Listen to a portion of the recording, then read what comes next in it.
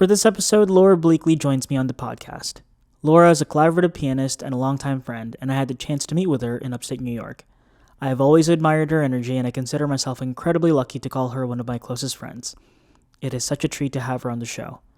Please welcome Laura Bleakley.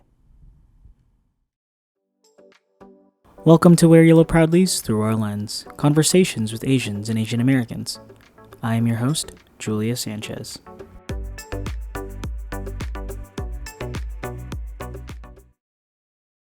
Hi, everybody. Welcome back to Wear Yellow Proudly Through Our Lens, Conversations with Asians and Asian American Artists.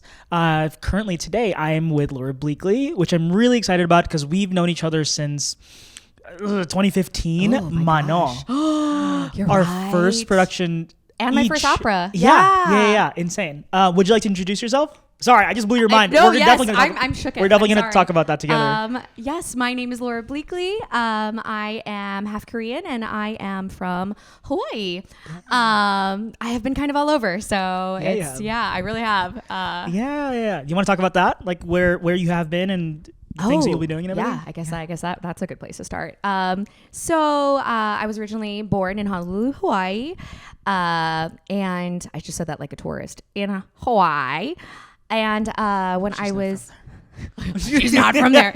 And my mom was a flight attendant. My dad was a fighter pilot with the Air Force. And so moved around a lot. Yeah, military family. No, they did not meet on a plane, alas.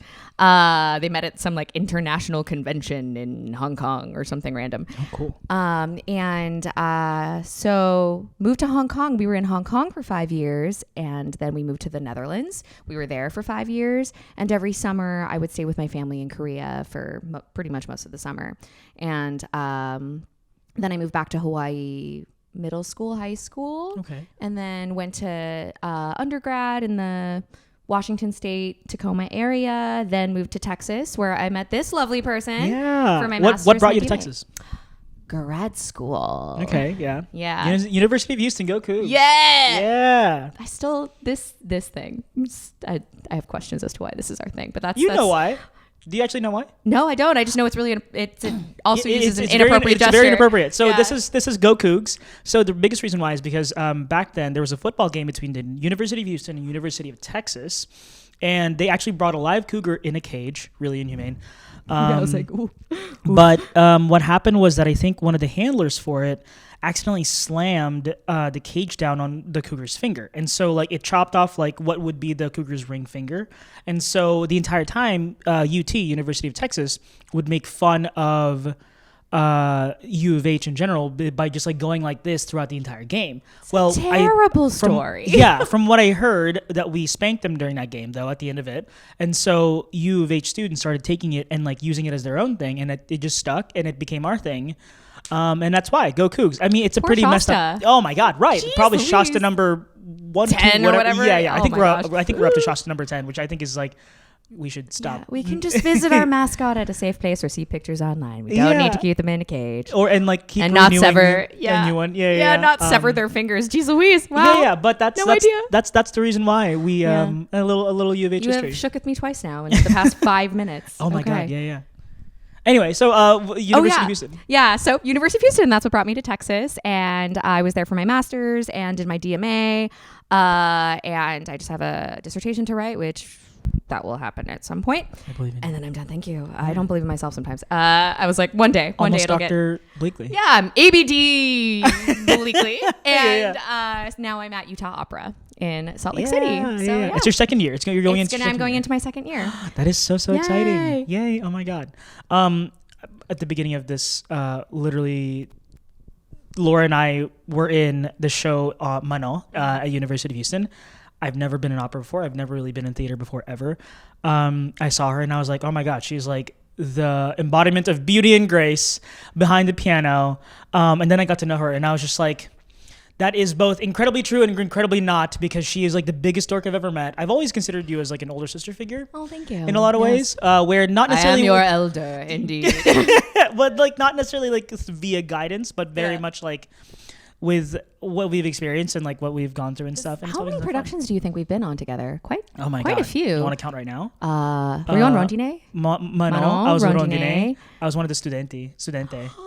Yeah, with oh god, I just Justin, blacked out on that production, Cody, and Eric Lane. Isn't that crazy? Oh yeah. my gosh, what a throwback. Yeah, so those two. Were you on Karenina? Yes. Yep. So I forgot about Anna Karenina. Yep. What a show. What a show. That was my first time ASMing. So I always tell this to people, and at this point, I feel like I've said this a billion times on the podcast. This is also coming out in September, by the way. Okay. So I my friends dragged me in there kicking and screaming. It's primarily Miguel and Jarrell.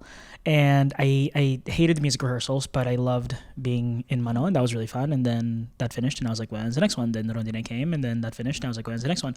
My first ever show that I in some capacity stage managed for was Karenina. And that's also a hard score, too. It really was. Yeah. Bless Ana Maria Onamendi and Elena Lacheva. They played all the hard shit. There was a crazy like race fight scene, and they were like, "Don't worry about it. We'll take care of this." I was like, "Bless you," because I don't know what I'm doing. Yeah, that was crazy. That was a really fun show. Some really cool stuff in that show, actually. Yeah, very unique. And so that's kind of how I became a stage manager for that. But and then we. So I've really been here for your whole path. Insane. You know? Like especially at the beginning. So Crucible. Did you do Crucible? I didn't do Crucible. You did not. Okay. I did Inspector. Were you on Inspector? Or were you on? There was like a year or two where I didn't play for University of Houston because I was like really deep in academics and because I just started my DMA. And did you do? Then I moved over to Opera in the Heights. But you did. And then there I couldn't really overlap as much. Were you on Pasquale?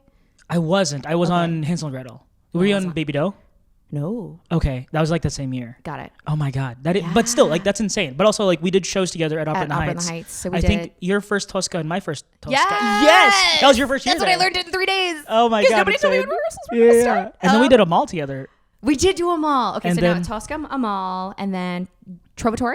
Were you on Trovatore? I think Morgan took over at that point. Okay, that's right. Insane. Oh, bless Morgan. Morgan's the best. I miss Morgan. We were just texting yesterday as well. Morgan was such a lovely, lovely addition. Yeah, she was really terrific. I don't think I did anything past Amal with you. No. The double bill, right? Weren't you on the double bill? No, because that was Madison. Oh, that's right. Yeah. Or like somebody else. I think both of them were named Madison. I have no idea.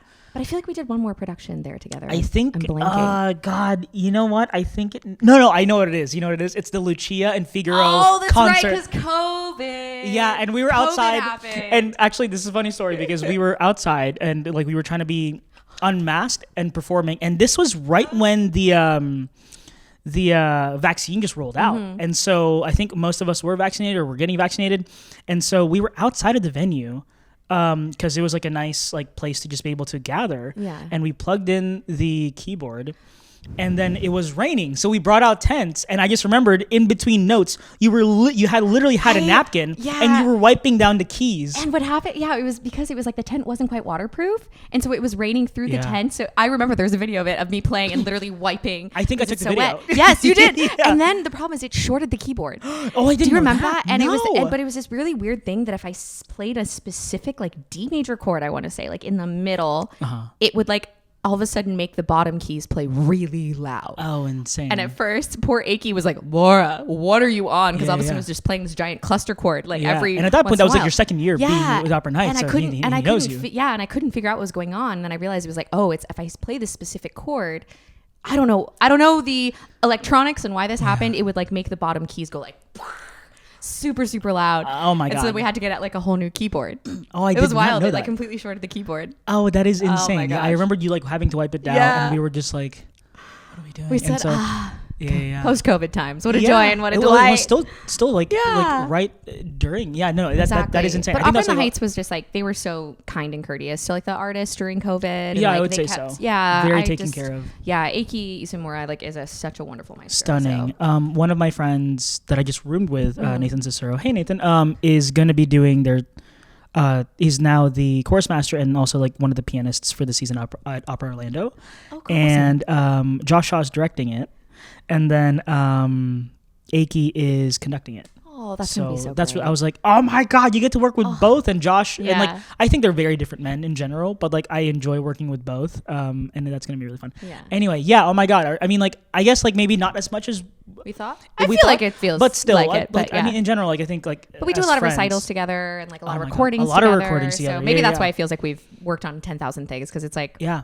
you're always like recording the people I'm playing for and stuff like that. So like for a huge amount of time, it was like between you and Andrea Moot that I would just like be like, you know, cool. Like you both are playing for we're the just people going to that I'm be recording for. in that like one room in Moore's for just hours. Well, for- at a I time. think Yeah. specifically you and me and Jarrell. Jarrell. I think it was because Jarrell would always love to listen and just be very meticulous about the Yeah. things. I think like we shared some time before with It'd always with be other a people 4-hour recording session to record maybe 30 minutes of music. and well, but like yes, 1000%. I think that's like the craziest part is the fact that like we were all very, very, very good friends. Yeah. and It was just on always a top of him blast. being very meticulous, it was just like, Yeah. oh my God, this is. But it was you know, so it's sweet. such He a would fun always, time. he like cared so much about like the work that he was doing that he would stop, listen to every single thing, see what he could improve on, and then like do it again. And I was like, Yeah, I love this yeah. work ethic. It's like, Yeah. Also, and- Jarrell is just a beautiful human being inside and out. Like, Yeah. No, it's been insane. We recorded so much together and we've done so much together. Recitals too. Yeah. oh yeah, Yeah. Oh my God, that is insane. crazy. Yeah. Mono, what a time. Yeah. I totally forgot you were in that production. I think I kind of blanked out on that production too. It was my first time learning an opera, Yeah, and I just like had no idea what I was doing. And I was like, oh let me my start God. with this really, really easy, short production. You know? Sure. No. Oh my Yeah. God. I didn't know. Again, I didn't know what to expect. I didn't know anything Yeah. about at all. Like the last thing I knew how to sing in was French. Mm-hmm. Oh my God, that is crazy. We've known each other for a while. Long That is time. crazy. And here we are, Here we are. almost a decade later. If that was 2015, Yeah. Oh my God. 8 years. That's 8 cool. years. And we're still friends. Yes. Oh my God. No, Oh, I'm joking. No, it's sucky because like, you know, as we all are like in this industry, it's like we're barely ever in one place for like over a year, like sometimes like even like more than 3 months, and it's crazy, right? Currently we are in Cooperstown. Actually, that's something that we haven't even mentioned. We're currently in Cooperstown, New York, upstate, and Laura is at Glimmer Glass Festival right now, and I just finished Saratoga. Repping the merch. Yeah. No, it's really, really cute. Again, I've always wanted it. I think that camera probably gets it.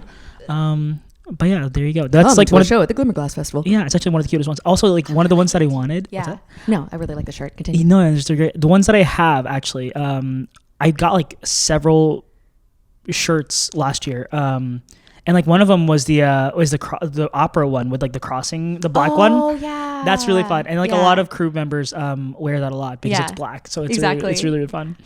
Oh my God, where was I going with? We are Oh my God, that we is are our- currently in Cooperstown, New York. Correct. Well, actually, no, we're technically in Herkimer, New York. Yeah, Yeah. no, it's been really crazy. Did you bring your car? I did bring my car. Okay, I drove all the I way just from didn't Salt see Lake City. Oh, insane.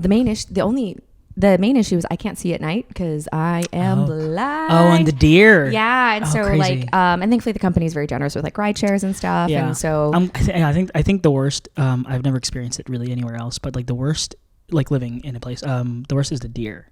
I'd say. yeah, That's terrifying. and I would like not be okay if I killed a deer, and Yeah, I know yeah. it's nature. I'm telling you, these deer have no fear. Oh my God, insane! They're just like, There's- hey, pay my there's tuition. There's one time pay my tuition. Yeah. There's one time I swear this deer made full on eye contact with me Uh-huh. and saw me coming, and thankfully I like saw it coming and slowed down, and it Sure, just went, time to cross the street. Yeah, like yeah. made eye contact, saw I was driving, and just said, fuck it. Yeah. I was like, they have a death wish sometimes. Oh my God! It's like I started to begin to understand what deer in the headlights is because I'm just kind of like, oh my God, they're not moving. they're not moving. No, they it's just crazy. see you and they just go. Darwinism, I guess. But I would still be Yeah. incredibly sad and heartbroken if I killed deer. No, So 1000%. I mean, this it's, way I it's a just huge avoid the animal. issue. Yeah, no kidding. Yeah, but it's really beautiful. Aside from all the roadkill, it's quite a lovely area. Yeah, so, I'd say so. I would say like I've never lived in a place or I've never been to a place where it's like continuously like rolling hills and just like really, really pretty, and like, you know, the ruralness of it is its own beauty. And I've never and again, I've never been in a place where you can actually just like go outside and just see the stars. no, it's actually very cool. It's like so Herkimer has these really nice like walking trails in the back. Cool. And they have fireflies. I have never lived in Yeah. a place with fireflies, so it literally looks like the grass is sparkling. Yeah. And at some point, I texted the group being like, "Does anybody know what this is? Like, why is it glittering?" Because at first I thought it was like lights. Sure, I was like, yeah. "Is this a campus security thing?" I was in a very dumb state of my mind at the time, and Well, but like you lived in the city. yeah, for a and lot people of were it. like fireflies, and I was like, Yeah, like I think 2 years ago, Yeah.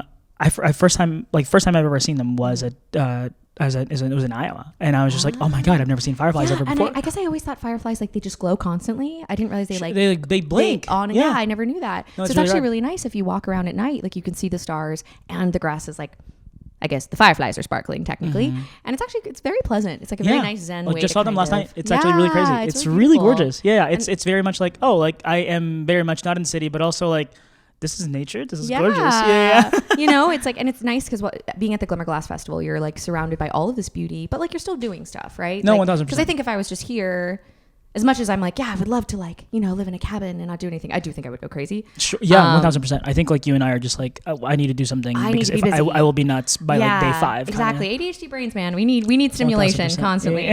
And which if you could not tell in this conversation and how fast we talk and how much we interrupt each other, it's why it works. It's so hard because, and I hate interrupting people in general. But you have to between the both of us talking because it's very much like, oh, like like you can't get a thought in unless you actually interrupt the both of us. I'm gonna move this a little bit because I actually want to see your beautiful face. But see, it's a mutual doing, so it's fine. 1000%. Sometimes I'm just kind of like, oh my god, I'm being fucking rude. But honestly, like, I take nary an offense because I do the same thing. I mean, same. No, it's nuts. How did you? This is such a generic question. How did you ever come into music in general? Okay, that's a good question. So it was actually my mom's friend was visiting, and she played the Moonlight Sonata. And we were living in the Netherlands at the time, and I want to say I was like in what? Yeah, I think I was like in 1st or 2nd grade. Oh my god! And I apparently like cried and just really wanted piano lessons after that, and that's like kind of how I started. And it was very interesting because I think my path is very different than a lot of people's. Like most pianists, they start very seriously from a very early age, and they have like flawless technique, and they're playing Waldstein Sonata by the time they're like 10. I was never that. I was did not take it seriously at any point. And it was funny because when I was in Hawaii, we moved back to Hawaii, and I was in a piano studio with this very, very incredible teacher, Ellen Masaki. She's very famous in Hawaii and like very highly respected. And sadly, she passed away my freshman year of college, which was very heartbreaking for all of her students. And we were a very close-knit group of people. We like grew up together. And I was always one of the weakest pianists in the studio because I never took it that seriously. I never practiced that hard. And now I realize why. Turns out I was diagnosed when I was really little with ADHD, and my parents never told me. But I just would never focus. And, but she always told my parents, she was like, Laura may not be my strongest student technically, but she's the one student I know that is going to play for the rest of her life. Like, this is the one student I know that's actually going to stay in this career and do it, which was so interesting. That is so encouraging. Yeah, because all of my compatriots were like winning MTNA competitions, and she was totally right. It's like I am one of the only people that still play now from like my studio. Oh, insane. And do you still keep in touch with the people that like were in your studio? Not as much as I should. I think about them a lot, and I actually always mean to like reach out. And but like we were all a very close knit group of people growing up, and there's definitely some people I still keep in contact with. That's cool. Yeah, like one of my really good friends growing up, like he's now like has this really cool, he has a beautiful drag queen persona that plays like classical sonatas, and it's just really gorgeous. That's gorgeous cool work. And but yeah, it was very interesting. So I always kind of grew up being one of the weaker pianists and like not really taking it seriously, because with piano, and unfortunately it's like if you haven't developed that like crazy technique by the time you're 13 or 14, like you're not really ever gonna get it, Sure, yeah. But I got lucky that I had good musical instincts. I could sight read really well, which cannot be collaborative piano without. You cannot be a collaborative pianist without said skill. Yeah. And so I could learn music really fast. So I just never had to practice that much, or take it seriously. And if I ever did actually put my mind to it, like I would win a competition. I just never cared. Sure. And then I discovered organ my senior year of high school.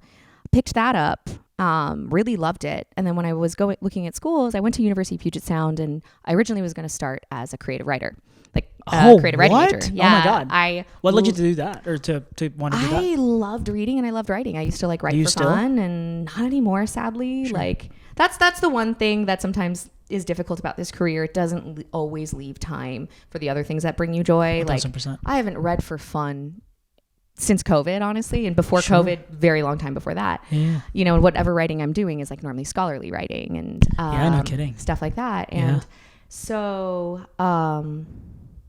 Yeah. So then I was originally going to be a creative writing major, and then I discovered organ, like kind of right after that, picked it up super fast, figured out I was good at it, really loved it. And so then, but in order to be an organ major at University of Puget Sound, you had to be performance, essentially. So you would have to double major in organ performance and keyboard performance. So I switched over to that. I had wonderful teachers. My organ professor, Joseph Adam, he got a little corgi puppy named Edward that he would bring to my lessons, and we still keep in contact. And faculty at University of Puget Sound was wonderful. Like, I had a very, very tough freshman year. A lot of personal stuff happened, and like almost like flunked out of school, but my professors were so understanding. They're like, we know that something's going on. Like, that's amazing. Yeah, like very smart. Like, something's like, there's clearly something going on, just like communicate with us. And they totally like worked with me, were very understanding. And after that, I kind of got my shit together, became a good student, and started to take things seriously. And I still really love organ, but I kind of realized that being an organist is a little limiting in your job options. And because you're going to have to stay mainly in the church, and respect to that. The music is beautiful, but that's not what I would want as a full-time career. Right. And I started accompanying a little bit more, and learned about collaborative piano. And like, I hadn't realized that was a field. So I started kind of looking, and once again, I still wasn't really taking things super seriously. Like, I was supporting myself financially since I was 18. So I was working 3 jobs and stuff. So it was just kind of like a lot of my energy went towards like making ends meet and paying tuition and paying rent and stuff like that. And then, so I just like, was like, shit, I guess I should think about grad school. You know, I need to like, it was weird. It's like everything kind of just was like a very go with the flow process. Like, you know, and I auditioned for University of Houston. And part of what I loved Mr. Hester, like, couldn't say good enough things about that man. And he kind of took a gamble on me a little bit. Cause like I said, I was sloppy. I was such a sloppy player. But he saw something, and like saw like, she's got such great musical instincts. Like, she's really musical. Like, there's something here that I can work with. And like kind of took a gamble, but was always like so supportive of me. And then I came to University of Houston.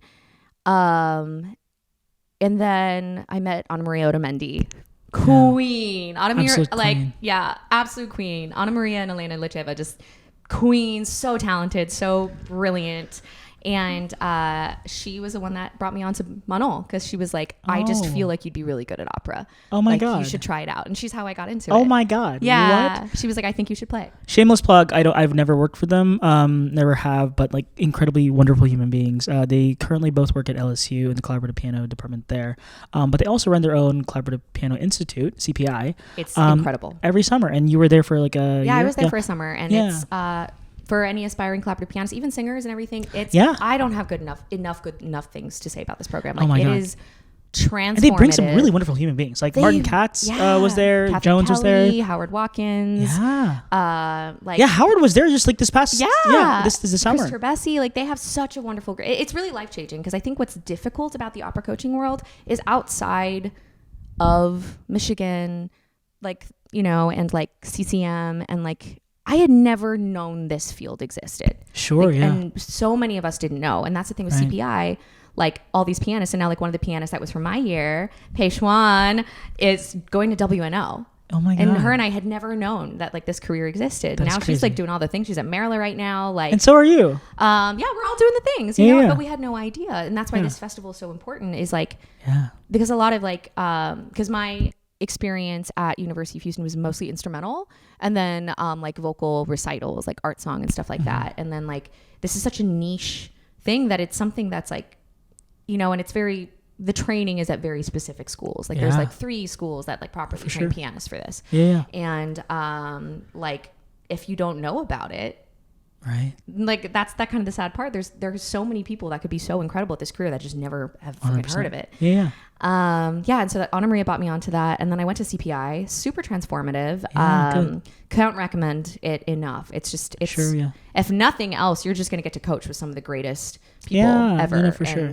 Anna Maria and Elena are just a powerhouse. They're so talented and supportive and kind, and 100%. like such a great resource. And then I stayed for my doctorate because still figuring things out. I like school, you know, like once I kind of figured out how to do it, like I actually really love school. And but I just kind of went from there. And then I was really busy with my DMA, and then like kind of over the last 2 years or so, started thinking about the audition process. Yeah. And so I did Saratoga, which you were just at a couple years ago. Everybody loves you there. The ones that were there like previously. I had such a wonderful time there, and it was I just had a great crew, and like I have some lifelong friends from there that I'm still very close with. And then last summer I was at Opera Theater of St. Louis, which was also such a good vibes program. Patricia Rissette is like such a caring person. She's so invested in her young artists. She's such a mama bear. Such a wonderful experience. And I mean, it was a little chaotic because my position was new. The young artist pianist position was new. So it was a little chaotic because there was some miscommunication over what my duties were. And so I kind of got shunted around a lot.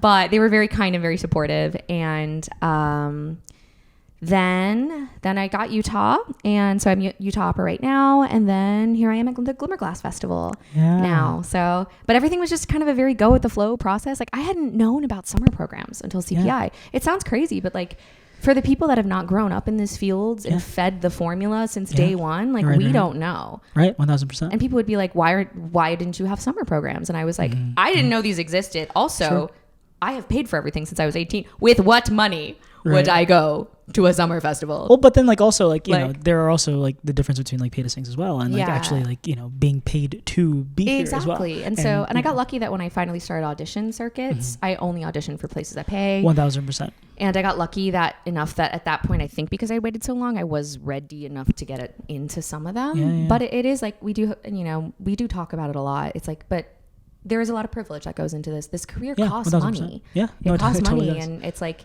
and there isn't always the right amount. I remember there was such a difference in two of my auditions when I auditioned for Saratoga and I auditioned for somewhere else. I'm not going to say where.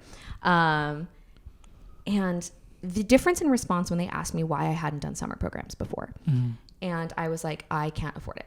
I was like, I am financially independent. Sure. Yeah. And even like programs that are free, that's not an option. Like I have to pay rent. I have student loans to pay. I have bills to pay. Like I can't be not. I still have a real life. Yeah. You know, and even these summer programs, they don't pay enough, you know, it's like, and the two programs I've done this past 2 years, like they pay well, but not enough to like afford life. You know, like I'm very heavily budgeted and I'm like, okay, 1000%. I'm going to go to Aldi and I'm not going to spend more than $50 this week. Okay. I'm going to eat a lot of rice and beans, you know, like, meat may be an option. And maybe. Yeah. Depending on if it's on sale. And, all these lifesaver. Yeah. And I remember in this audition and one person had asked me and I explained and he was like, oh, well, like you have to figure that out. Like you need to be doing summer programs for experience. And it was just such a very unempathetic response, which I was like, okay, cool. Right. And then versus my Saratoga audition, when I talked to Larry and Lori and they asked me the same question, I explained same thing, you know, money. And they were like, no, like we totally understand that. Like that's such a valid thing. Like this career is so expensive and stuff. And they were just like very supportive. And it was just such a different response. And that was something that really like resonated with me. And they were very, very kind. Like during COVID, when it got canceled, they still paid all their young artists, you know, they weren't able to. Oh, so were you supposed to be there in 2020? Yeah. Oh, I didn't know. So we did the virtual season, and and I was supposed to be on Sky on Swings, which is a beautiful show about Alzheimer's, because Larry's dad has Alzheimer's, and actually so does mine. So and I think it was going to be a really beautiful thing to have two people who have such a close experience with Alzheimer's, because it's such a specific type of experience on that show, which I thought was really beautiful. But then COVID happened and it got canceled, so we did a virtual season, and they still paid us. That's amazing. You know, what they could, and they were very, very kind. And then I went the following year, so cool. 2021, and then we did something totally opposite, which was Mana La Mancha, very different from Sky on Swings. Absolutely. I mean, I'm not super mad I didn't have to learn Sky on Swings because of COVID, because that score was very hard. So it all worked out.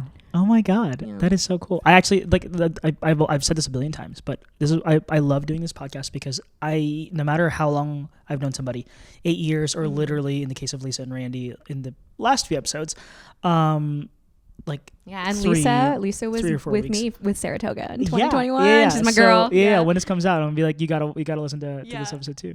But you know, like no matter how long I've known you or them or whomever, it's so nice to just like actually get to know and learn.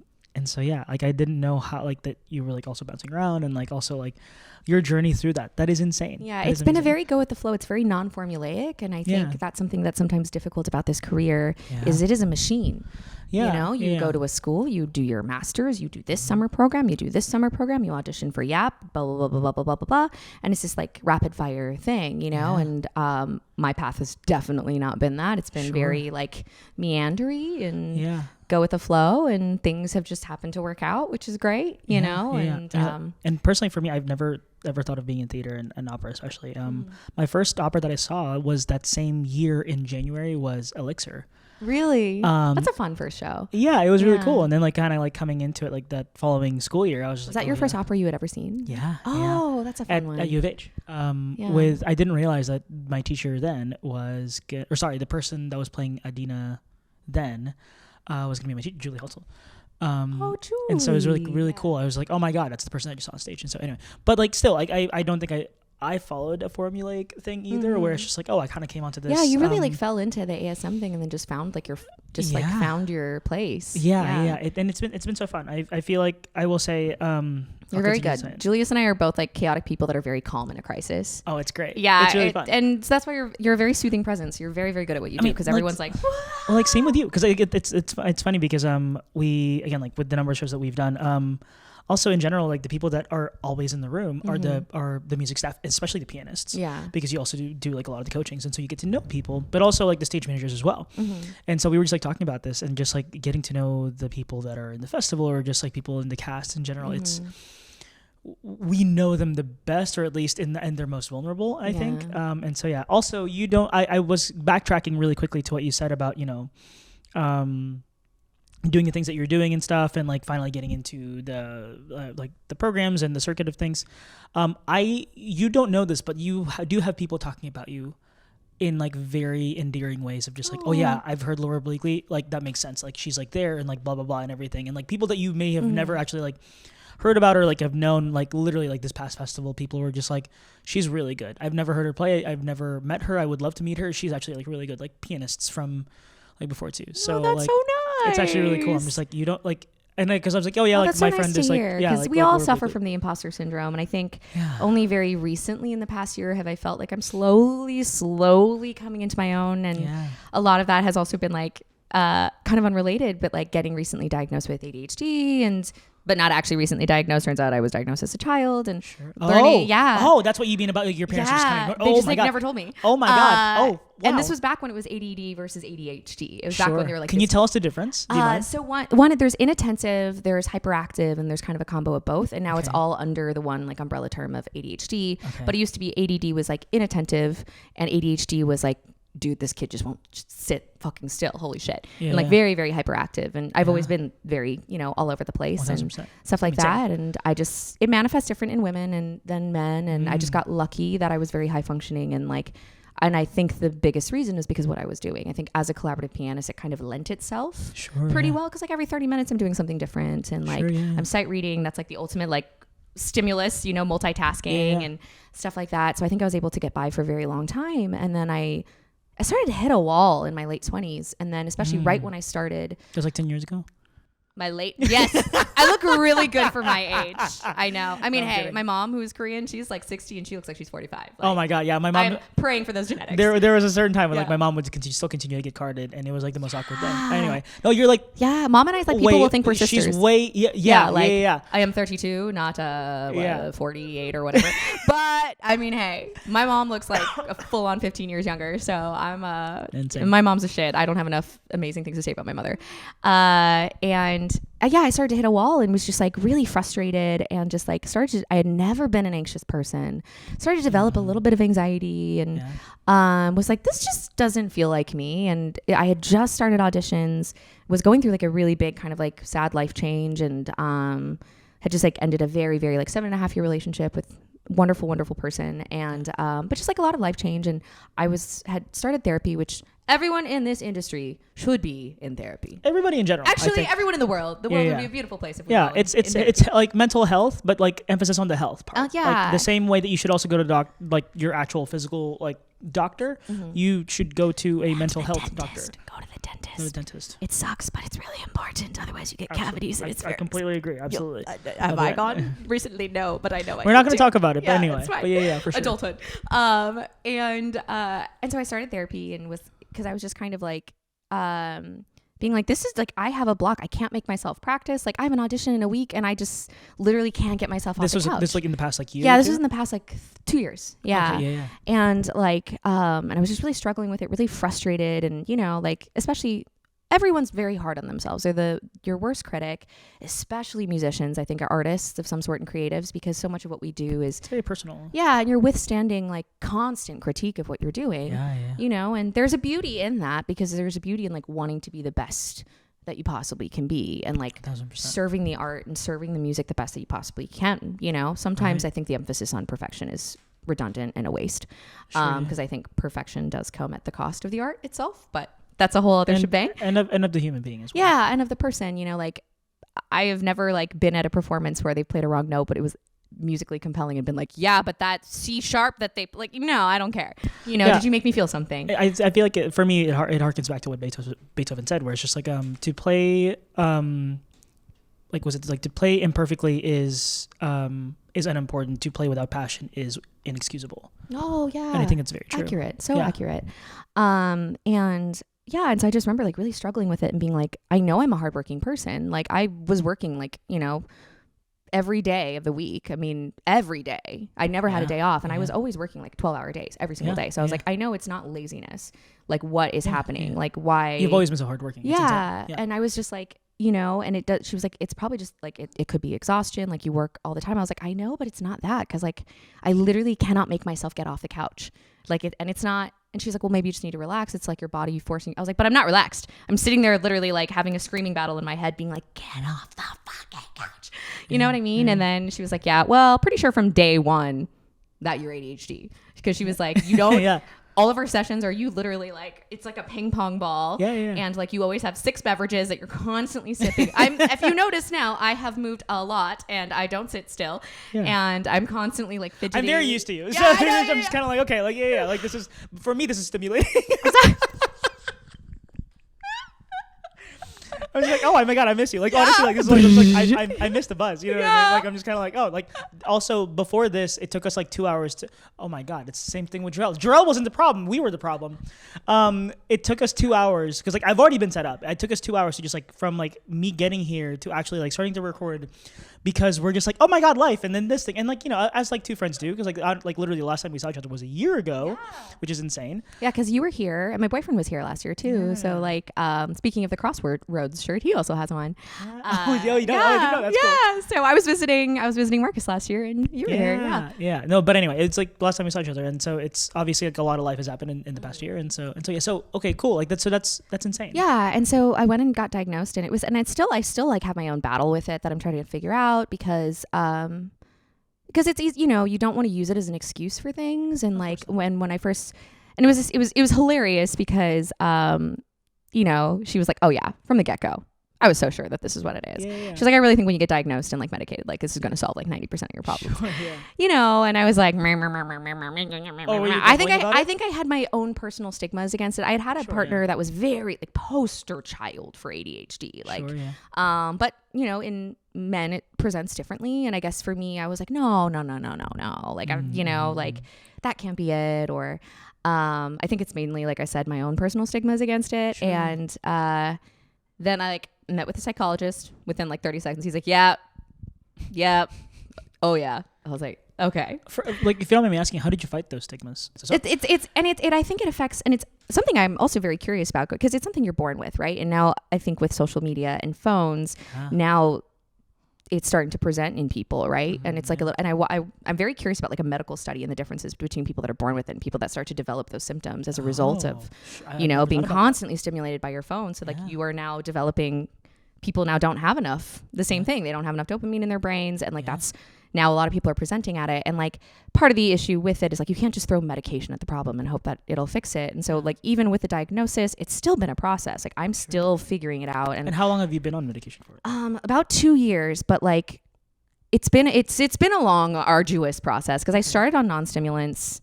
I think just because I was in a really, like I said, I was in a very bad part of my life, and I was like, I feel like going on a stimulant right now might not be the best call. Okay. I also think I'm realizing it was my own internalized stigma against it, which I don't really, I mean, it comes from, you know, my parents, and I love them very dearly, but you know, this is something that in the Asian experience, like I'm sure we have started to see in media, like the high suicide rates, you know, especially in Japan and Korea, and just kind of the lack of emphasis on mental health.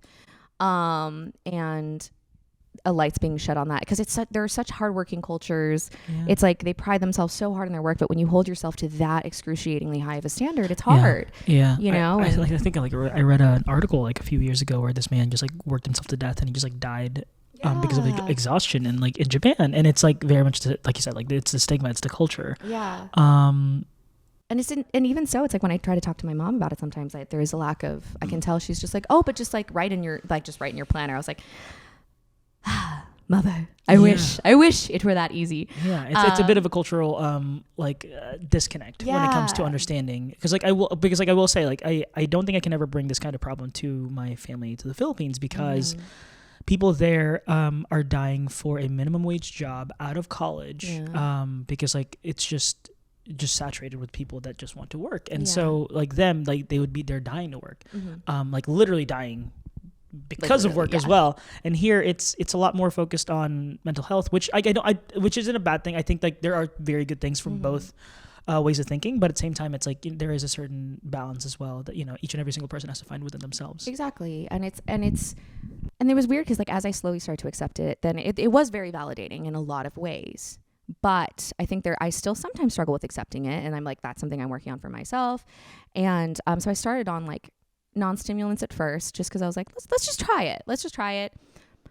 Didn't do shit. Really? That was and I kept on trying different things. I tried Strattera, terrible. Kelby, terrible. And then I finally got put on Vyvanse, and they put me on a massive dose. Like they put me on 60 milligrams. Like your range is, you know, like 70 is the highest you can go. And I was totally fine. And the psychiatrist was like, is it affecting your sleep or anything now? I was like, no. I feel totally fine. If you don't mind me asking, like, if how's your appetite been like? It's you do have to be careful about that. So I know that I take it with gets a affected. massive breakfast. So I make a point to take it with a really big meal, because it does affect your appetite a little bit. Not too much though, surprisingly, because like I said, it really didn't have that much an effect on me, and maybe just like bounce back. And I love food. Food brings me joy, and also when I'm playing a lot, I need it. Or my brain stops working. And so thankfully it hasn't been too bad. But I do have to be mindful about it sometimes, and so I always take it with a massive breakfast in the morning, just in case. Is it for the whole day then? Sorry, I'm like so curious. No. So Vyvanse, and also the difference between like Vyvanse and Adderall, it's like, well, Vyvanse, it like I think it just like it metabolizes in your liver, I want to say. So it's a little harder to abuse. And you know, and there's like that huge Adderall shortage, and like you can't get Adderall anywhere. And now it's starting to be like it's difficult to get Vyvanse. So that's been a whole thing. Okay. So the medication journey has been an arduous one, I have to say. It's been tough, and like and the issue with ADHD is like you can't just throw medication at the problem. Like it has to work in tandem with like behavioral changes. And like there has to be accountability, and that's the balance I find for myself, is like how much of the things I struggle with is ADHD and what is in my control to fix.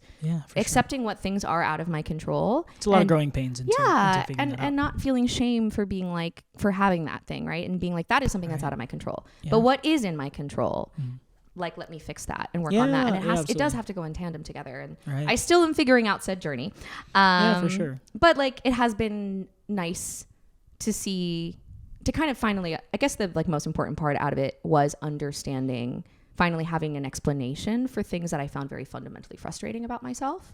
And like really would like be very hard on myself about. Because I definitely was like, I'm just lazy, which is very clearly not true. No, oh my God, you're like one of the hardest working people that I know. But it would be in my head that my inability to practice or get off the freaking couch was like a laziness thing, you know? So that's been like, and I think a lot of people are struggling with similar things. I think all of us creatives, we all got some. We all got something that we're like figuring out and working on. And so that's been like my current thing, is trying to figure out like how to balance that. And also balancing like issue with medication when you get really like manic and focused. It's like sometimes I'll overly focus and leave other things on the wayside, you know? And for sure. Finding that balance is, so I am still on that journey. So like I'm in therapy, like working with somebody who specializes in it, and like I have a psychiatrist, and like we're all working it out.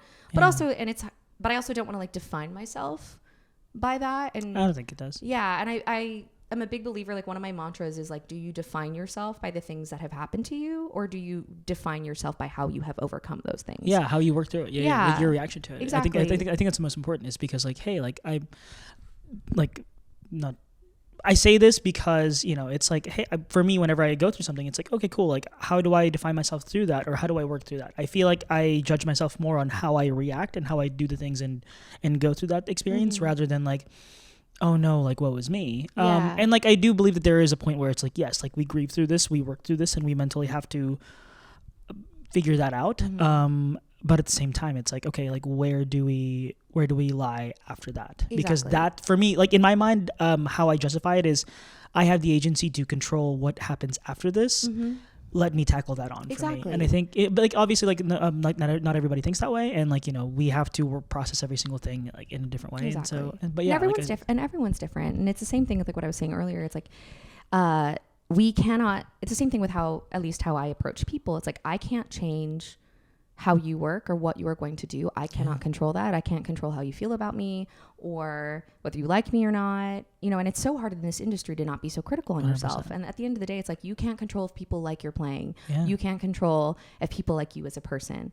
All you can control is like yourself and how you handle it and how you react to it. Yeah. And in a weird way, like the plus side of the ADHD journey is like what I've found for myself is the best way to counteract imposter syndrome is to work hard. Because like whenever I have imposter syndrome, being like, I don't deserve to be here, blah, blah, blah, I can counteract it by being like, girl, you practice 6 hours a day for 2 months. You deserve to be here. You know what I mean? Like if nothing else, you know, you've learned your music and you have worked hard. And that's what I have found has been like, that's the one way to kind of counteract that. Cause that's something you can take pride in. You can control the work that you have put in.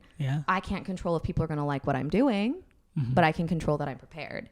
You know, no, for sure. And that's again, like that's where the agency comes from. It's like, I do have control over that. I can fix that. I can do something about that.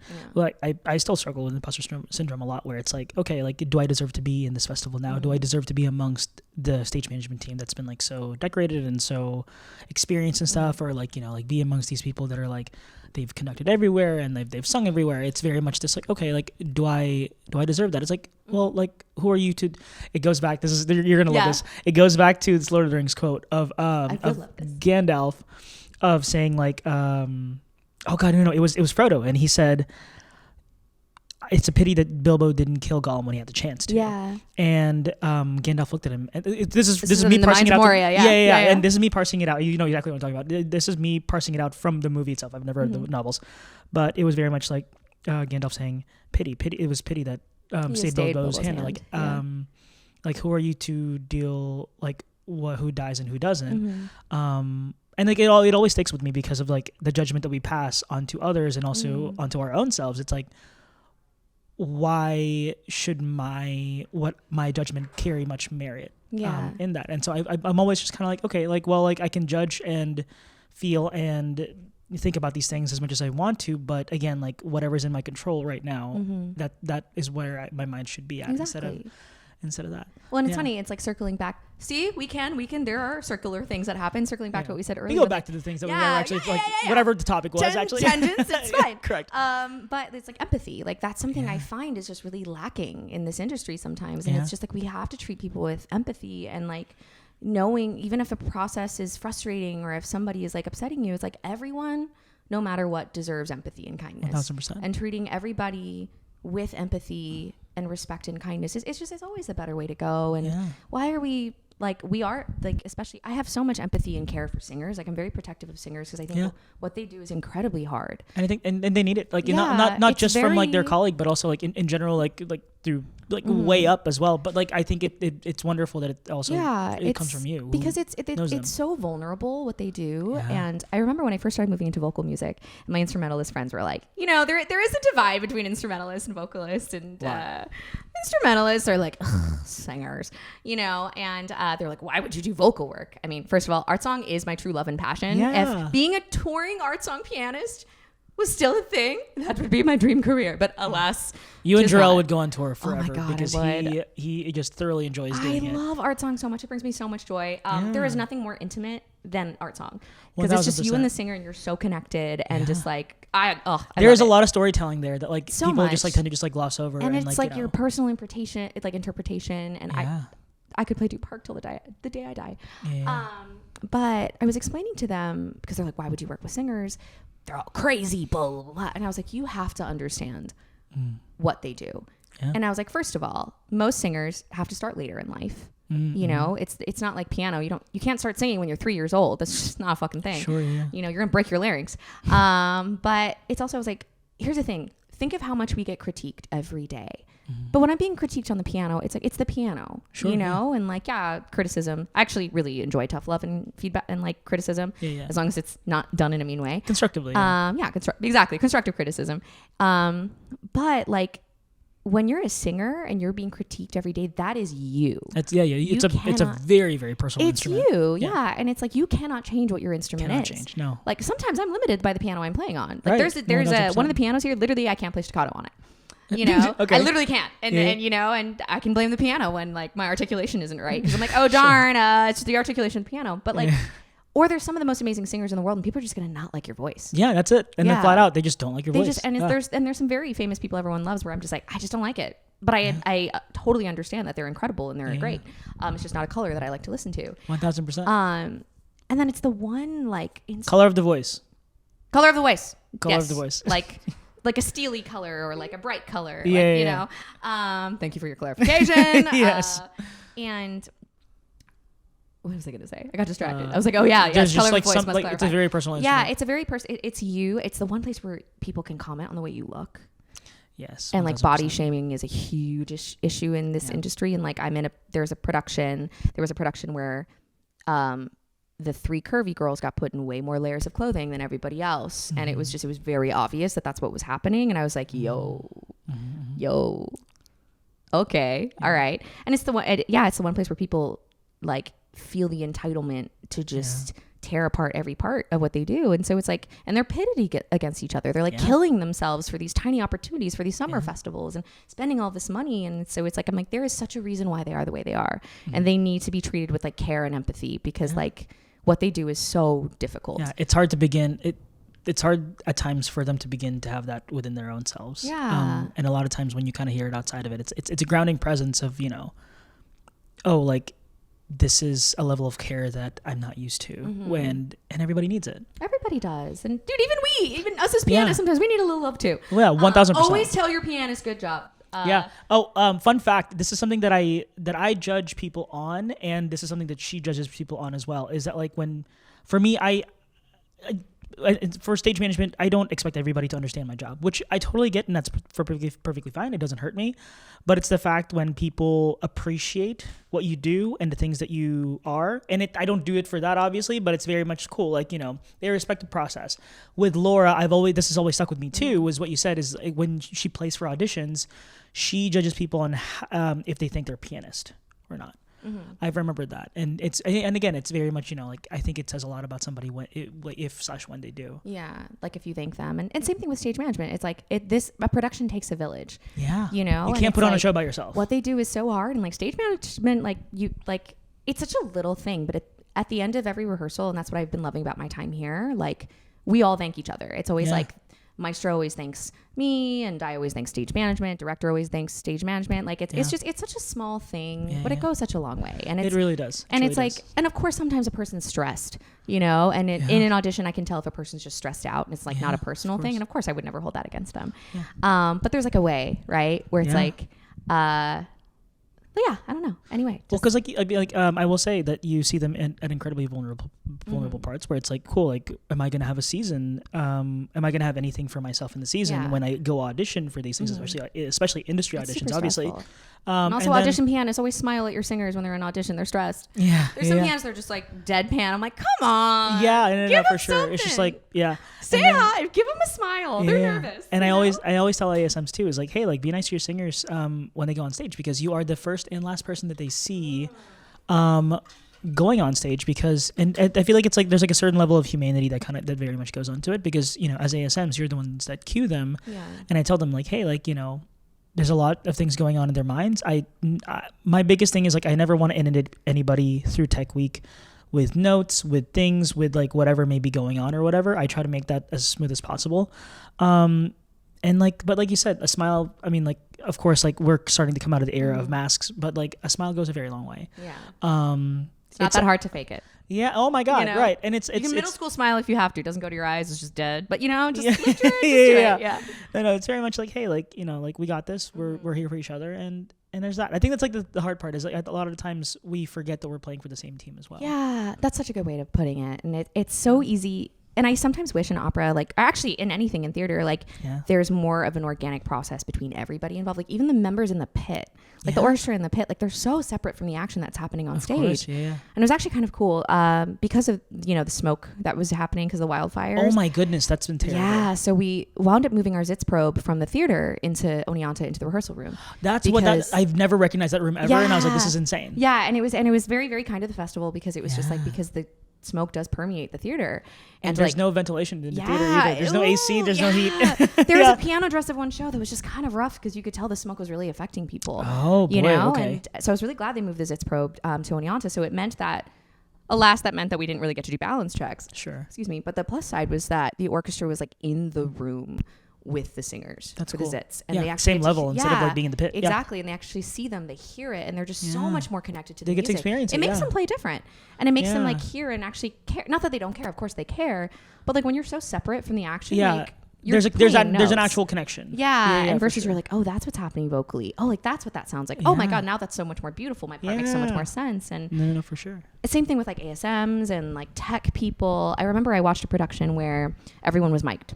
It's so clear that there wasn't like, we don't have a concept of either side of what people are doing, right? Because it's also on the flip side. It's like, yo, when you're a singer and you're on stage and you're doing all this shit and you're worried about costumes, props, staging, singing, you might forget about your mic pack. So it's just like, I think that's something I wish is like we knew more about all the parts that were going on. Like, what's really cool in this production of Candide that we're doing at Glimmerglass, like wardrobe and costume, they deserve a fucking raise because the amount of quick changes in Act 2 is absurd, and it looks so cool, and they are just the wardrobe rock stars. The wardrobe team is really rad there, and this is me. Forgive me for putting you on the spot. Do you know what the difference between costumes and wardrobe is?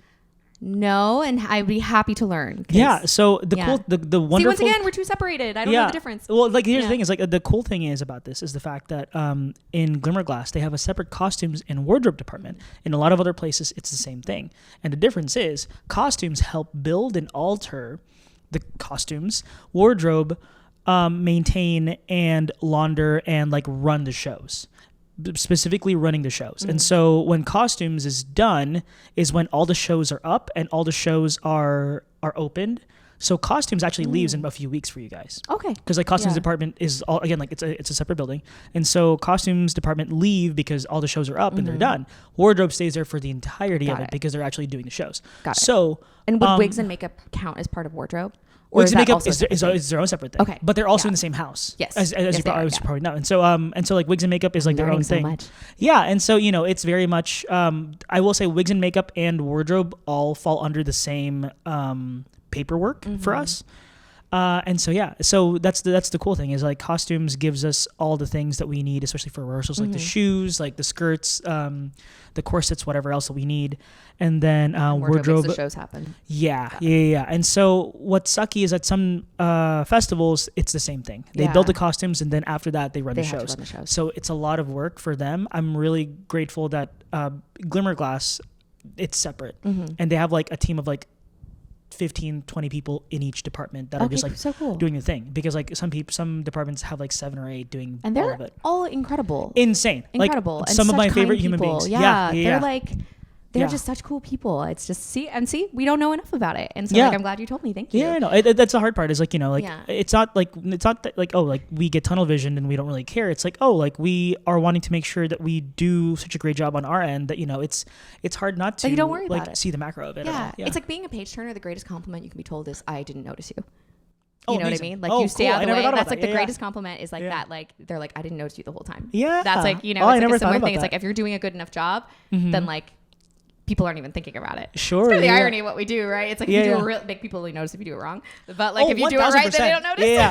like if you do everything correctly, like this is the one thing that I also think is like scheduling is like the worst, just because. Oh my God, our scheduler is incredible. I feel like I've had an incredible scheduler last year as well here, and so scheduling when everything goes really, really well, nobody bats an eye. But as soon as you mess up one thing or you double book one thing or it's like way too close or whatever, just didn't make it, everybody just raises hell and pitchforks and like torches come up. And so it's so funny because that's such a universal experience, especially like on the staff and tech side, you know? Yeah, 1000%. Like on stage, at least if things go well, like you'll get your accolades. But like, you know, no matter how perfectly you play a scene, like whatever, you know, but if you play a wrong note. I've definitely, God forbid. I've definitely like never, this is so cruddy of being, forgive me, but like I've never noticed it when a pianist is really good. Not that I've never, I've never not noticed it, but it's certainly this thing of just like, it's expected. It's expected. And like, as it should be. But also when you hear the wrong note, it's just kind of like, I've definitely given that side eye before of just like, I will say, I've definitely, this is also like really shitty, forgive me, but like I've definitely like also said like Laura could have played it better because like I'm like, you know, like we've and I do play a lot of wrong notes as well. I mean, but there's a difference between wrong notes that just happen and wrong notes that are like a lack of preparation, and like you can tell. Oh my God, 1000%. It's similar and to where I like have been guilty of both. Well, so. it's similar to where like when singers drop a line and they're just like, oh, and then you like and they call a line and then you feed them the first three and it's just like first three words and they're just like, cool, they pick it back up. Whereas other people, when you try to feed them the line, they're just kind of like staring blankly and they just don't know it at all. And so it's I feel like it's very similar in that way of just like you did not prepare. At all. I'm thinking of a few people in my mind. And I'm sure you're thinking the same people. Anyway. Once again, we've been in many productions together. Insane. But that's like, it's, and going back to what we're talking about, it's so cool about all these moving parts. And so it's a couple times I've been lucky enough where I've been like, I like to practice on the back porch of the wardrobe. They have like this electric piano there. Yeah. And when it rains, it's actually like very soothing to practice there. But I sometimes get to overhear like wardrobe talking about like, you know, logistics or like production staff working with costumes and stuff. And it's so interesting and like fascinating. I'm always like, do you mind if I eavesdrop? Because this is fascinating. And one of our Romeo and Juliet rehearsals, we did a blood tech rehearsal and it was like so fascinating to me. It's really, really cool. Like working with blood is just, it's so messy, but it's really gross and really cool. Cause like, for those that don't, drove him crazy because I kept on asking questions like, what is it made out of? How does it wash out? So like, cause I think it's really everybody has like their own like way of making it. And like, I've always asked and I've always gotten the same answer. It doesn't matter where. I'm just like, what's your preferred method of making it? Well, there's like, I prefer it to not happen. But here's the thing is like, obviously it has to happen. So this is what we do. And this is how we like to make it. So fun fact, for those that don't know, in Glimmerglass, the stage management department, the wardrobe department, and the wigs and makeup department are all in the same building. And this is the exact same building that she practices on the porch, where the porch is under. I think it's like a little bit more central to the entire Glimmerglass campus, and there's a piano right outside there, and it's really nice. It's like it's really, really neat. Have you had that? Like, what's that? The juice thing called Squincher? Squinch? Yeah. No, Squinch. I have never. It just makes me think of Squanch from Rick and Morty every time. Yeah, it feels like a very dirty word. But it's so good. I would fill my water bottle with that. I mean, like you're supposed to have water, obviously, like, on stage, but like I would always fill my water bottle up with that. It's so good, and it tricked me into drinking more. I haven't tried it yet.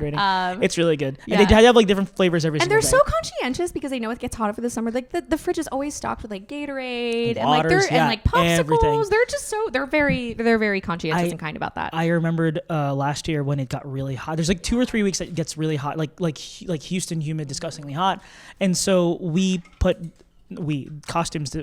designed pockets for our shows because. And Jeremiah Tyson. Yeah. I specifically remembered having to like undo the pockets and like when they would exit because they would have like big heavy costumes that were just like not very well ventilated.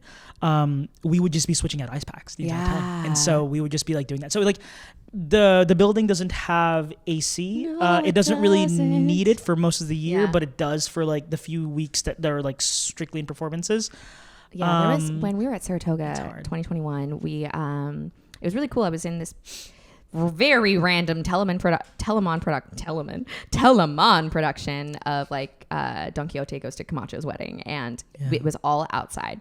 And it was all a woman-led team. Yeah, it was Rebecca, Michelle Refrano, like our little like string orchestra chamber group was all women's. It was very cool, but it was all outside. Yeah. And we were playing outside, and just like Michelle and I, she was the conductor, and we would just overheat all the time. So we were just stuffing ice packs down our shirts. Yeah. So like, I remembered Laura, when we walked into our venue for this year, she was like, oh, I don't have to worry about ice packs. Because it was cold. Like they would actually blast the AC and like pre-chill it. And then I didn't understand until she told me later on we were outside. And I'm just like, Yeah. Oh my God. And it was steamy that summer. It was very, very hot. Can you talk a little bit about your Asian ancestry? Oh yes. Oh yes. So I am half Korean, like I said, and I spent a lot of time in Korea. Like I do speak the language. My mom and I talk in Korean.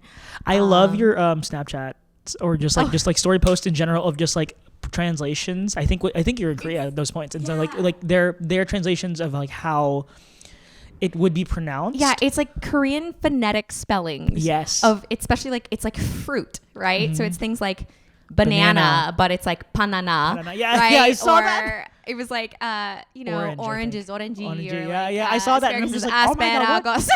Oh my God, no. You'll go to like, and, that's so fun. So that's just one of like something I find very entertaining about the language. So it's like interesting. So it had a very international upbringing, and like I'm very like attuned to the Korean culture and the Korean side of my family. But my mom is a very unique individual. Like and I think that's why my mom and I connect a lot, because we have similar kind of things where she never really fit into the traditional Korean mold. Like she didn't fit the patriarchal society. Like she taught herself English by watching so my mom grew up in a mountain village called Bektori. Okay. And I mean like rural, like this rural ain't got shit on where my mom grew up. Okay. And it was like post-Korean War, and I think people forget a lot about where Korea was post-Korean War. So my mom grew up like very poor, like she grew up around a lot of like death, like of dead bodies of people that would like had starved to death or had gotten sick because the nearest doctor was like a 3-day ox cart ride away. So it's like my mom is one of the coolest people alive. Like I aspire to be like her every day. I'm more like my dad, but I always describe it as like I am my dad, but I wish I was my mother. My dad is great too, but my mom is just a very cool person, and she just like taught herself English by watching like Ingrid Bergman films, and she always knew that she was like, I just want to get out of here. And she like interviewed and got a job with Qantas, which is an airline in Australia. Okay. And she was like, hundreds of people like auditioned, like interviewed for this job, and she was one of the very few people that got it. I thought nothing wrong with what you said until you pointed it out yourself. Sorry, like, continue. I almost said audition, and I had to think and be like interviewed.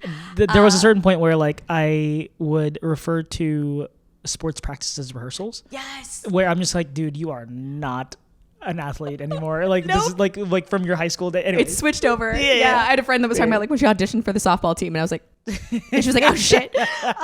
So she interviewed, got this job in Qantas, and that's where she like met my dad.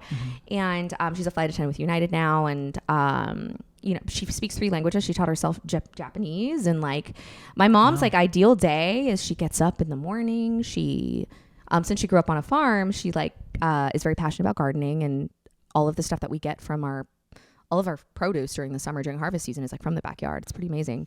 She'll get up in the morning, do some yoga, walk 6 miles, make some breakfast. That is crazy. Garden for 6 hours, cultivate her tomatoes, and then watch an art history lecture, then read some Dostoevsky, practice her calligraphy, do some drawing, make some dinner, then like go on another like 6 mile walk, do some yoga, and then like go to bed. All while being a primary caregiver for her spouse with Alzheimer's. Freaking incredible woman. Oh my God. But she was very like always kind of very different, and it's whenever I'd visit my family, I'd kind of see it, they're all very, very, very close. But, my mom is kind of a black sheep. Sure. Not in a bad way, but like very outspoken, like very like, not a submissive Asian. Yeah, not submissive at all. And most Asian women are not, the whole like, that whole thing is just, it's such an inaccurate statement, and, but just very like outspoken. It's a very hierarchical culture. Like even the language itself is hierarchical. Like the way it's kind of like French. Sometimes there's like formal versus informal. It's similar in Korean. Like there's a way, and it's interesting. It's funny. I was taught pretty much only formal Korean because I was taught by my grandpa and my mom. Yeah. So like informal Korean, I don't really know how. So it's like when I'm talking to my younger cousins, instead of saying thanks, I'm like, doth thankest thee. It's you're just supposed to be like, yo, thank you, thanks. Instead, I'm like, thank you so very much, So it's kind of funny. That's so funny. But that's, I think, the thing that like it's very interesting as somebody who's biracial. In Hawaii, we call it hapa, right? And the hapa experience is kind of the feeling of never really quite belonging and like very much the other, right? Like and my mom's kind of a similar way too. So despite being somebody who's very clearly full Korean, she's also very different. Sure. So it's like that's where my mom kind of resonate is like we're both the other wherever we go, right? Like when she's in America, it's very clear that she's Korean and, you know, and I mentioned this several times on this podcast, but there was this recital that some friends put up, and it was, I think we kind of teamed up with them for this recital for Wear Yellow Proudly, like early days of Wear Yellow Proudly, and they called it Neither Here or There. And I feel like that resonates very much with a lot of us, of just like feeling neither here or there in a lot of ways. Please continue. No, that's a perfect way of putting it, you know. And then when she's in Korea, it's very clear that she's different, you know, even if she looks the part. And like 100%. For me, where I experience it the most, it's the same thing, like the otherness, a lot of exoticizing. Yeah, of course. This is gross, but where I experience the most is like with men, where it's kind of like, oh, it's a best of both worlds. Like I'm still getting to indulge in this weird, gross fetish I have, but not actually, because you're half white, so it doesn't really count. And that's where I experience it a lot. It's just, and just it's a lot. It's very clear that like I am something, but they don't know what it is. Sure. So it's always like a "what are you" sort of thing. Yeah. And then it's interesting because like in some places everyone will be like, "Oh, you're very clearly Asian," and some people will be like, "I have no idea what you are." Like I get some very random guesses sometimes, and you know, and despite being like pretty attuned in the culture, like obviously when I'm in Korea, like you know, I have wavy hair, like I need to think about that. You know, I very clearly like look very different. They're always like, "Oh my god, your hair! Did you perm it?" I was like, "No, it's just." Is that, forgive me, is that your natural hair color? Okay, yeah. Oh my god, and like we don't have that. Like people would die to have that kind of hair color. Yeah, this is not. I got lucky with my hair, and. You know, and my cousins will be like, ooh. Yeah. And so it's... Yeah, they touch you. They do. The level of like personal... I was talking to my girlfriend's mom about this literally a few hours ago. But like, you know, the sense of personal space a lot of times, especially in the Asian cultures, is not non-existent. It's moot. Yeah. And there's a beauty in that too. Like I'm a pretty physical person and like, you know, like my mom and I will hold hands and like they kiss on the lips and it's not fucking weird. It's like, you know, and it's like, it is a cultural thing. And and it's like, it's very much a Korean culture thing to like, they're very critical, but it's like a way of showing affection. It's like, I care enough about you to tell you what's wrong with you. Like, they have memorized my weight. I swear. If I haven't seen them for a year, they're like, wow, like 6.5 pounds since the last time I've seen you. I was like, oh, so good to see you too. Yeah. Like, I think like the first thing that, and my sister and I freaking hate this, is like the way that we get greeted at times, is like, oh, you lost weight, or like, oh, like, you know, like the first thing that they say is like they comment on your weight, and I'm just, I mean, I think we subconsciously did this as well to each other, but like, oh my god, we did earlier today. Oh, but like in a way of just like, oh my god, like, you know, like you're looking healthy, like, but like, you know, in a way of just like, you know, like you're not, it wasn't shady by any means, and I don't think it like was deeply rooted in like a cultural thing either, but it's certainly like, you know, like I hope you're doing well for yourself. Like, it was, you know, like out of like concern, but also like happiness for each other. I don't know. Anyway, that's so funny. We totally did the same thing. We did. I'm just like, what? Anyway, yeah. That's hilarious. Oh no, shooketh for a third time. Yeah. Maybe we're not so distant from. Damn it. You know, or it's like stuff like I have freckles, and they'll be like, you know, we have a procedure for that, and I'm like, I like my freckles. I'm keeping them. They love to touch foreigners, like, you know, and it's like, you know, it's like the aura that you bring. And again, it's not a bad thing. It's just very much like, you know, you smell different, you look different, you carry yourself differently as well. And at least what's I think sometimes kind of nice about it, even if it's a little othering, it's like, but it's from like genuine curiosity. It's not from like a place of negativity. No, of course. You know what I mean? The way that it can be elsewhere. It's from a place of endearment. That like it can certainly be off-putting, especially people that have grown up in Western culture. But at the same time, it's very much, you know, it's from a place of like, I'm fascinated by you, and I want to know more. And I think that's like the nice part about it. It's like, yes, it's definitely off-putting, especially if you're not used to it. But it's like, I think it's different than how it can be elsewhere, and sometimes here, where it's like the othering is a negative thing versus to them, they're like fascinated. They're like, I want to know more. You know, I want to be your best friend, kind of. Like it's almost at that level in a way. Yeah, like tell me what you do. Like tell me how this works. What you do. It's like it's from a place of curiosity in like in a good way, you know, and so I think that's sometimes the nice aspect of it.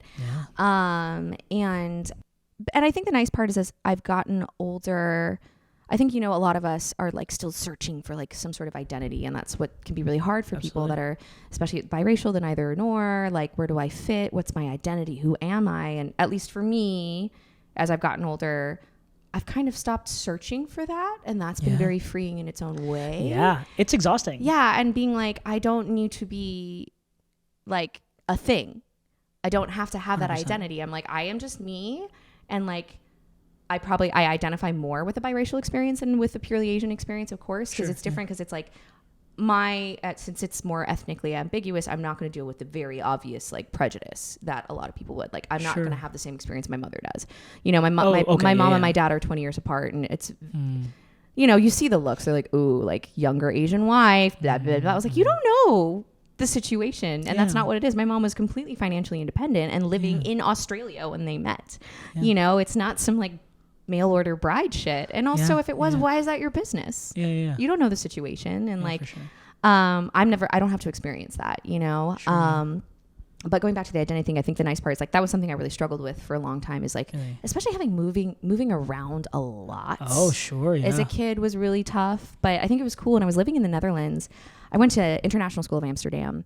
So it was people from all over the world, kids from Sri Lanka, Japan, America, you know, South Africa, like Egypt, like, and people would like move in and out because there was a lot of diplomats. So the kids would be there for a couple years and stuff like that. But this school placed so much emphasis on learning about other cultures. And like we were always required to do projects on different cultures, different holidays, different things. So like I've always gotten lucky that I've grown up always kind of in a melting pot situation. Hawaii is a melting pot too. Yeah. Hong Kong is a melting pot. It's the same thing. Went to international school, Houston. And just like, and that's something that's missing in Western culture is empathy and understanding for cultural differences. Yeah, for sure. And I've seen this happen a couple times where somebody will be like, oh, this person's annoying or like is an asshole. And I'm like, but no, you have to understand where the behavior is coming from. Yeah, for sure. Like there was I was working with a person that like, we were like we were doing a gig and we're staying at Airbnb with like a bunch of people, and there was just things like, for example, I would make a cup of coffee in the morning and he would just come and serve himself, you know, and I was like, oh, think that was made for you or whatever, and I don't really care. I'm like, you can have coffee, I don't give a shit. But he would do that, you know, if somebody was making food, he'd be like, oh, like, can I have some? Stuff like that. And it would make people really upset. And then the next day I was like, oh, do you mind if I use an egg? And he was like, oh my God, you don't have to ask. I use all of them.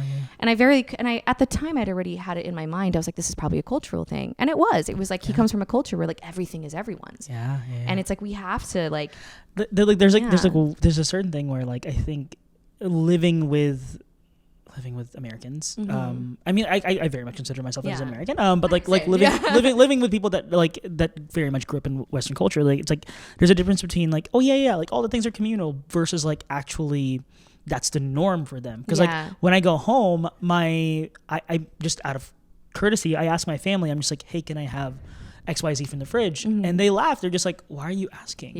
Like aside from the fact that your family, like like this is, you know, like this is our home, you know. And so it's a very, very different expectation. I didn't think about that. Like where like, you know, like this is very much communal. We are sharing the thing. Like this is, you know, but yeah, it's a very weird expectation. And it's shocking that like that allowance isn't given more often, or there's plenty of times some people will be like, oh, this person's a dick. I was like, no, they're just from a culture that's very blunt. It's a very passive aggressiveness is like a very American quality, you know, and just like, and I have a lot of like international friends that are just like, I don't like, for them, they're like, I just need somebody to tell me. You know, I just need somebody to tell me what to do differently. But just like the passive aggressive thing, I don't understand that. I don't get that. Or like I have a friend, my friend from the Philippines that was telling me like when he first moved here, what was really difficult. He's from a culture where like people will always offer rides.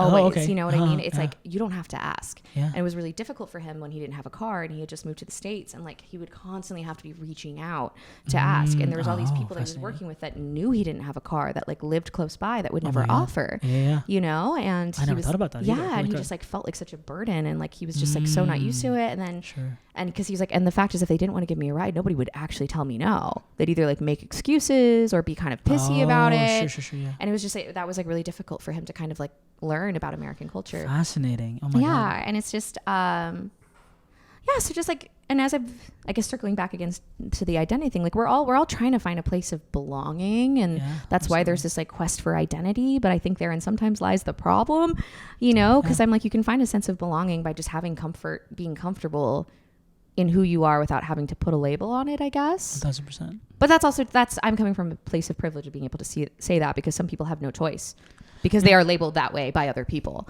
you know? So it's easy enough for me to say that. But I think, I feel like, not to dig into the model minority, but like, if, you know, I also know like being here, being in the field that we are in, being just being able to exist here in the space right Yeah. now. You know, like there is a certain like huge amount of privilege that I carry Yeah. that I don't fully understand, that I don't fully grasp either. Mm-hmm. You know, and so yeah, I feel like looking at the bigger side of things, it's, you know, Yeah.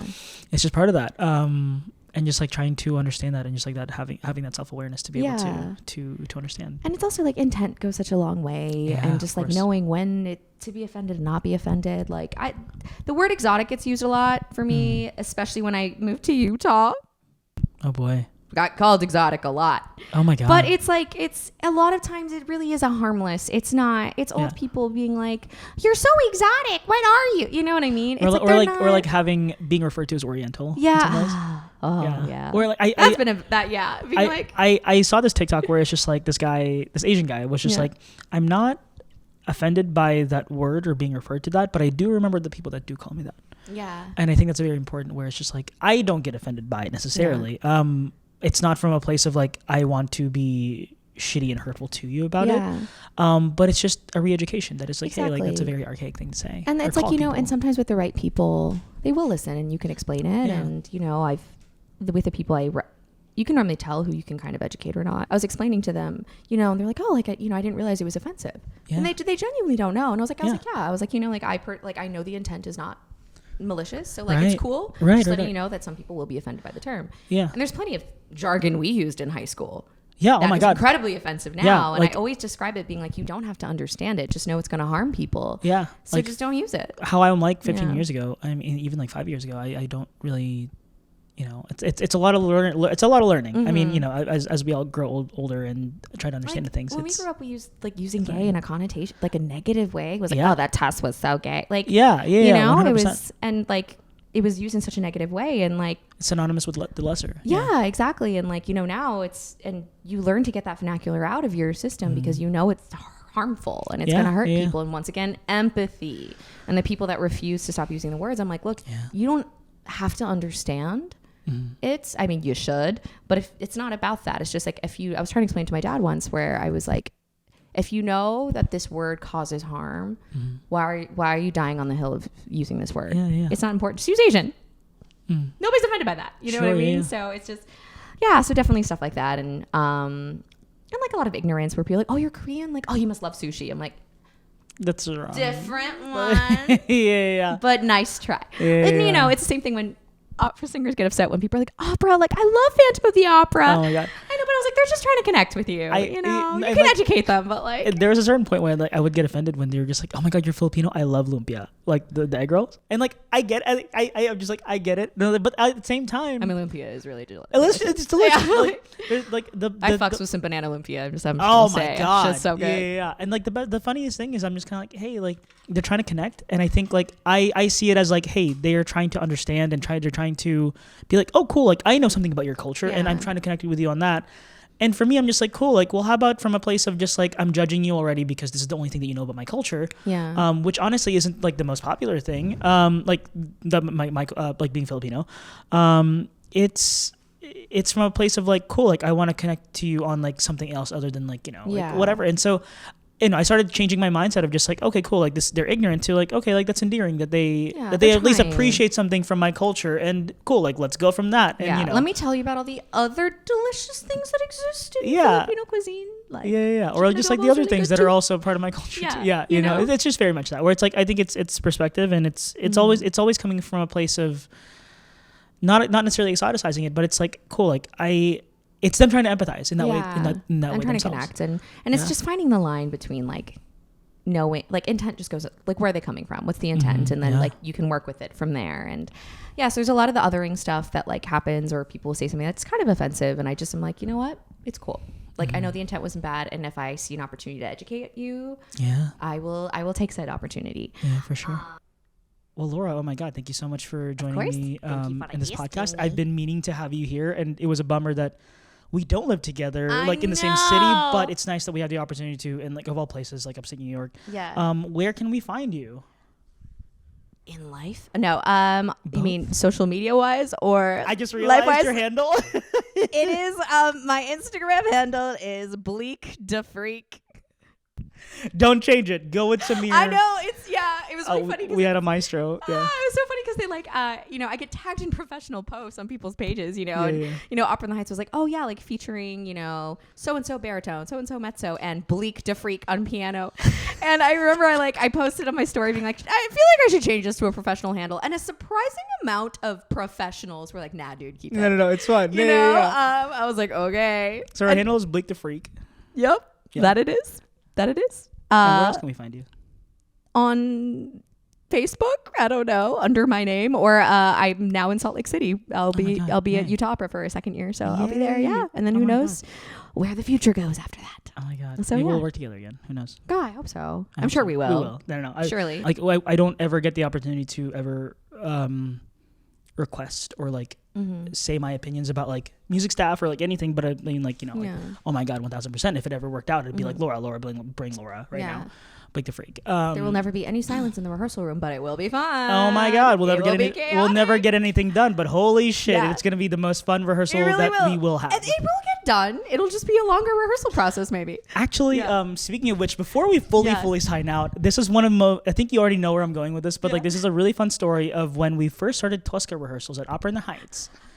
I was so if you've never been at Opera in the Heights, or if you don't know anything about Opera in the Heights, it's a bit of a it's a small stage, and the orchestra where the pit is, it's just the side of the stage. It's a very small, very intimate space.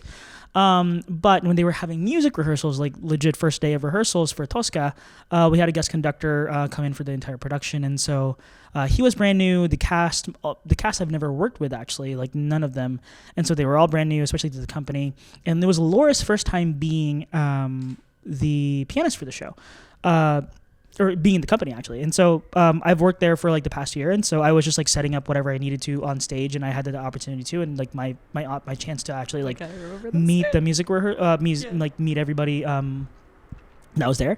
And so it was also double casted, so double the amount of people. And Laura and I were just exchanging banter as we always do, but it got to a point where I just did not have a good comeback. And so I just said, fuck you, just outwardly to Laura before anything ever started. So it wasn't rehearsal. It's not just in the middle of rehearsals. We're just bantering. We were quipping. Yeah. We were giving each other shit. Yeah, we were just as two really good long standing friends have. Yeah. I just didn't have a good comeback. I just said, fuck you.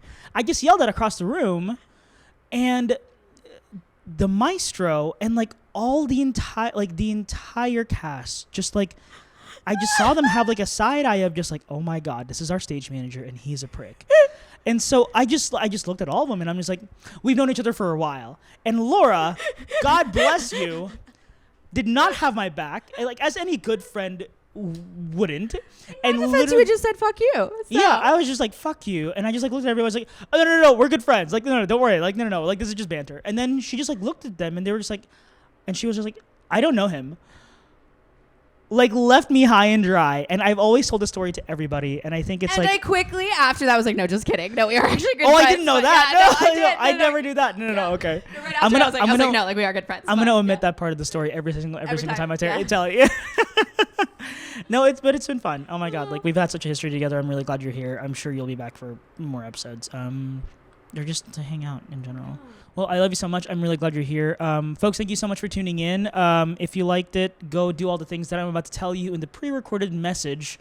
And we will see you guys next time. Thank you so much for joining us. Perfect. Can I give you a hug? Oh, yes. No. Thanks so much for joining us on this episode. We release episodes every 3rd and 5th Tuesday of every month. If you enjoyed this one, please comment, share, subscribe, or follow. If you'd like to join us for future episodes, reach out to wearyellowproudly@gmail.com. Once again, this is Wear Yellow Proudly's Through Our Lens, conversations with Asians and Asian Americans. I'm your host, Julia Sanchez, and we will see you on the next episode.